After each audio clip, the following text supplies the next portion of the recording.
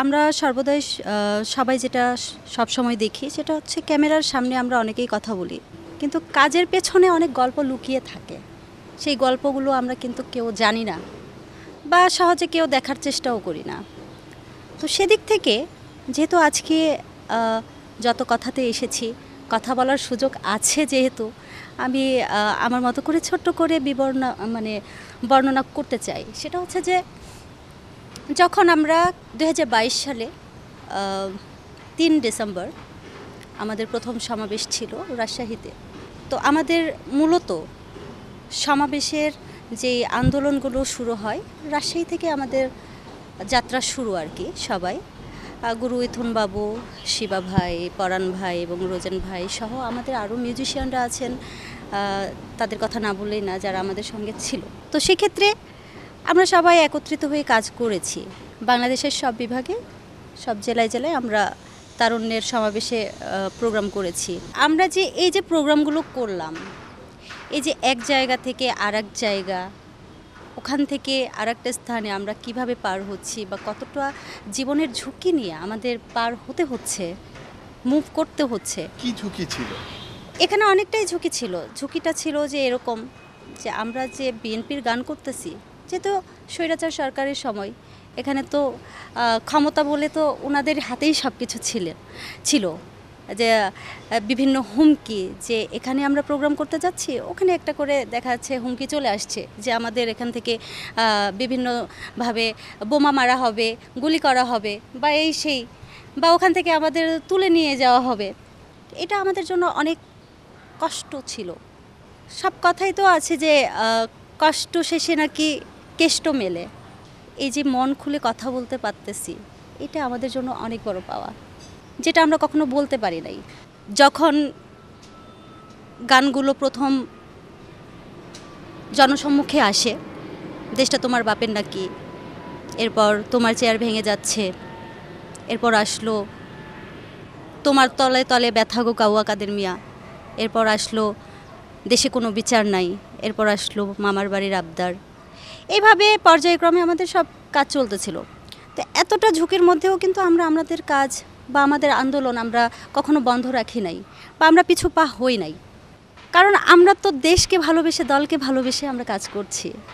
28 October 2023 বিএনপির মহাসমাবেশে আমরা যখন স্টেজে শো করছিলাম, তো অনেকটা জীবনের ঝুঁকি নেই বলা যায়। কারণ আমরা স্টেজ শেষ করে যেই না বের হয়েছি, ওই মুহূর্তেই শুরু হয়ে যায় হামলা, ধরপাকড়, সাউন্ড গ্রেনেড, তারপর হচ্ছে আপনার টিয়ার সেল, রাবার বুলেট, এই ধরনের, যেটা আমি কখনো দেখি নাই।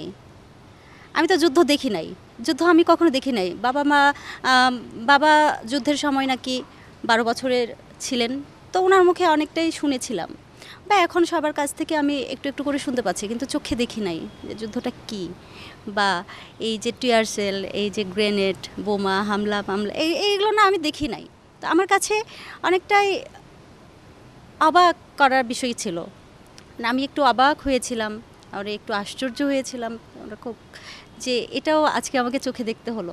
তারপর যেটা হলো, ওই সময়ের পর থেকে আমি, আমার গুরু ইথন বাবু, শিবা ভাই, পরাণ ভাই, রোজেন ভাই, এরা কিন্তু আমরা কেউই না বাসায় ছিলাম না, সবাই পলাতক ছিলাম। আমাকে কখনো এ বাসায়, কখনো ও বাসায়, মানে কখন কোথায় রাখতে হবে এভাবে না হলেও 15-20 বা 25টা বাসা আমাকে চেঞ্জ করতে হয়েছে। এগুলো সম্পূর্ণই করেছেন আমার গুরু ইথন বাবু। আমি ওনার প্রতি অনেক কৃতজ্ঞ যে ওনারা বা আমার এই ভাইয়েরা যদি আমাদের পাশে না থাকতো ওই সময়, এটা আসলে বলার কোনো অপেক্ষা থাকে না যে কতটা সমস্যার সম্মুখীনে আমাকে পড়তে হতো। কারণ আমি যেই জায়গায় ছিলাম ওখানেই তো ছাত্রলীগের আড্ডাখানা। আমি বাড়ি থেকে যে বের হই, হ্যাঁ, মাস্ক পরে, বোরকা পরে এইভাবে আমাকে বের হইতে হয়েছে, বা এইভাবে যেখানে সেখানে আমাকে থাকতে হয়েছে। তো সেই দিক থেকে আমাদের মোবাইল ফোন, ইন্টারনেট, ফেসবুক, যত যা, হোয়াটসঅ্যাপ, সব কিছু বন্ধ ছিল। তখন আমাকে গুরু ইথনবাবু একটা নিউ নাম্বার দিলেন, যেটাতে শুধু আমি গুরুর সঙ্গে কথা বলতে পারতাম, আমার বাবা মার সঙ্গে কথা বলতে পারতাম, আমার বড় ভাইয়ের সঙ্গে কথা বলতে পারতাম। দ্যাটস ইট, কারোর সঙ্গে কোনো যোগাযোগ নাই। 3 মাস 4 মাস যে আমরা এইভাবে পলাতক ছিলাম, এই সময়টা কিন্তু কেউ দেখে নাই। আমরা এগুলো ফেস করছি জীবনের ঝুঁকি নিয়ে। এরপর যখন নির্বাচনের সময় যেদিন 5 তারিখে মনে হয় 7 তারিখে নির্বাচন হয়েছিল, 7 জানুয়ারি 2024, তা আমরা একটা গান ছেড়েছিলাম। যেদিন নির্বাচন হয় 8 তারিখে একটা গান ছাড়া হয়েছিল, সেটা হচ্ছে মারলে নিজের পায়ে কুড়াল।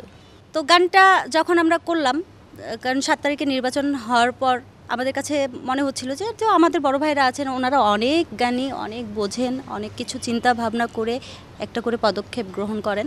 তো সেক্ষেত্রে আমাকে ওই গানটি করালেন। গানের কথাটা ছিল এরকম, ক্ষত বিক্ষত মাটির ছিদ্র, হ্যাঁ। ব্রিজ লাইনটা ছিল, ভেবে দেখেছ কি মারলে নিজের পায়ে কুড়াল দেবে উড়াল, যেটা এখন আমরা একটু ঘুরিয়ে দিতে পারি। সেটা হচ্ছে যে দু লাইন গেয়ে শোনালে ভালো হবে। তো ভেবে দেখেছো কি, ভেবে দেখেছো কি মারলে নিজের পায়ে কুড়াল দিলে উড়াল, মারলে নিজের পায়ে কুড়াল।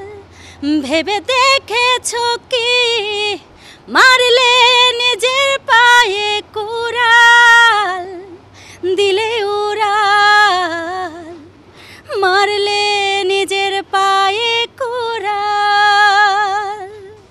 তো গানটার অর্থ ছিল এরকমই। আসলেই উনি নিজের পায়ে কুড়াল মেরেছেন, তো উনি বোঝেন নাই।